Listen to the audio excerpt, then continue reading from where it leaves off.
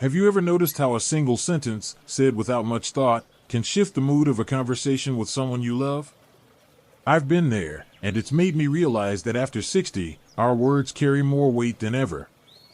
They can build bridges to deeper connections or, without meaning to, create walls that push people away. Today, I want to share 8 things we seniors should avoid saying if we want to keep the joy alive in our relationships. More importantly, I'll show you how to replace them with words that nurture happiness and closeness. The first sentence. Picture this: your daughter calls to invite you to a family dinner, and you're feeling a bit worn out from the day. You sigh and say, "I'm too tired anyway." It seems harmless, right? Just a way to explain why you're passing on the invite. But here's the thing: when I said this to my grandson once about going to his baseball game, I saw his face fall. He didn't hear an explanation. He felt like I didn't care enough to make the effort. That phrase can make others think their invitations don't matter to you, or that you're too drained to share your time. Instead, try something like, "I'd love to come when I'm feeling more rested." It's a small shift, but it keeps the door open. The next time my grandson asked, I said, "Grandma's a little tired today, but I'd love to come next time when I've got more energy." His smile told me he felt valued, and we've been to plenty of games since. It's about showing you still want to be part of their world, even if the timing's off. The second sentence. Now, imagine your son drops by to check on you, and you say, "You're the only one who cares."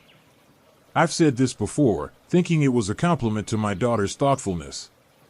But later, she told me it made her feel sad, like I was pointing fingers at the rest of the family instead of appreciating her. That phrase can accidentally guilt-trip the people who love us, making them feel burdened rather than cherished. What if, instead, you said, "I really appreciate it when you stopped by"? When I tried this with my daughter, her eyes lit up, and she started visiting more often, not out of duty, but because she felt loved. It's a way to shine a light on their kindness without dimming anyone else's. Gratitude keeps the joy flowing both ways. The third sentence. Here's another one that sneaks up on us: what's the use? Maybe your granddaughter wants you to try a painting class with her, and you brush it off with that line, thinking it's no big deal at your age. I did this once when my friend suggested we join a book club. I thought, what's the use? I'm too old to start something new. But she looked so disappointed, and I realized I'd not only shut down her idea, I'd shut down a chance to connect. That phrase can suck the enthusiasm right out of a room, for you and them. Try swapping it for, "I'm curious, what's that class like?" When I asked my friend about the book club with real interest, she lit up, and we ended up reading together every week. It wasn't just about books, it was about sharing something fun. Curiosity keeps us young and keeps our relationships vibrant. The fourth sentence. Ever had someone, maybe your son or a neighbor, step in to help with something, like carrying your groceries, and you snap, "Stop treating me like a child"? I've been there. My son was just trying to set up my new phone, and I got frustrated because I wanted to figure it out myself. That sharp response slipped out, and I could tell it stung him. He was only trying to be kind. When we say this, it can feel like an attack to them, making them back off when all they wanted was to support us. Instead, try something gentler, like, "I'd rather give it a go myself first, thanks for being there, though." When I said this to my son the next time, he nodded and waited patiently while I tinkered with the phone. He even cheered me on when I got it working. It's a way to stand up for your independence without making them feel wrong for caring. The next sentence. Then there's this one: everybody my age. You might finish it with "gets tired easily" or "doesn't bother with computers," thinking it's just a fact. I said this once when my granddaughter wanted me to join her on a video call with her friends. "Everybody my age struggles with this stuff," I told her, brushing it off. But she looked at me like I'd put myself in a box she couldn't reach.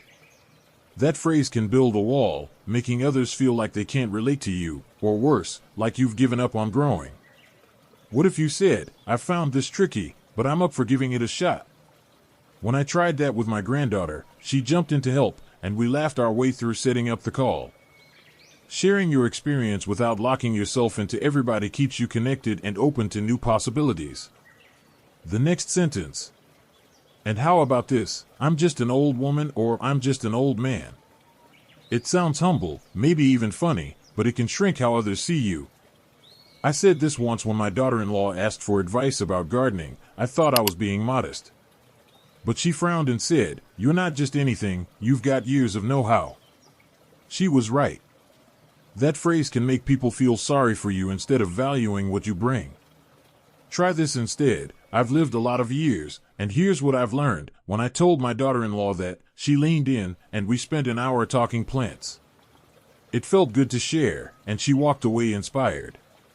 Your experience isn't just anything, it's a gift, and saying it that way keeps the respect and joy alive. The next sentence. Think about a time someone asked for your input, like your daughter wondering where to go for a family outing, and you said, "Why bother asking?" I've let that slip before when my son wanted my take on a new recipe he was trying. I thought I was just being easygoing, but he took it as me not caring about his effort. That little phrase can close the door on a conversation, making them feel like their ideas don't matter to you.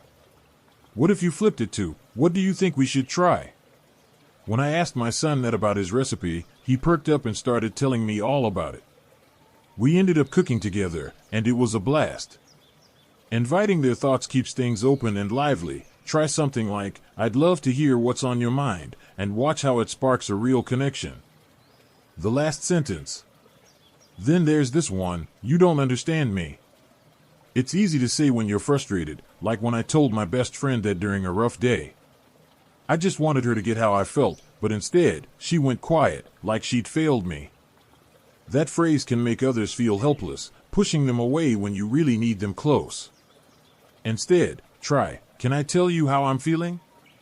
When I said that to my friend the next time, she sat down with me, and we talked it out, really talked. It brought us closer because it gave her a way to listen instead of guessing. If you're feeling unheard, maybe say, "I'd like to share what's going on with me, want to hear?" It's a bridge, not a wall, and it keeps the love in the room. So, here we are, having walked through all 8 phrases that can sneakily steal the joy from our relationships. We started with turning "I'm too tired anyway" into a hopeful "I'd love to join when I'm rested," and moved through showing gratitude with "I appreciate you" instead of guilt. We swapped "what's the use" for curiosity, and learned to stand up for ourselves with "I'd like to try it first" rather than snapping. We stopped boxing ourselves in with "everybody my age" and owned our wisdom instead of shrinking it with just an old anything. Now, we're keeping conversations alive and feelings shared with simple, open words. Each tweak is like a little gift to ourselves and the people we love. Which one of these hit home for you? Drop a comment below and tell me one moment where your words changed things, or one change you want to try. If video has given you a new way to think about your words, please hit that like button and subscribe so we can keep exploring how to live joyfully at any age. I'll see you in the next video.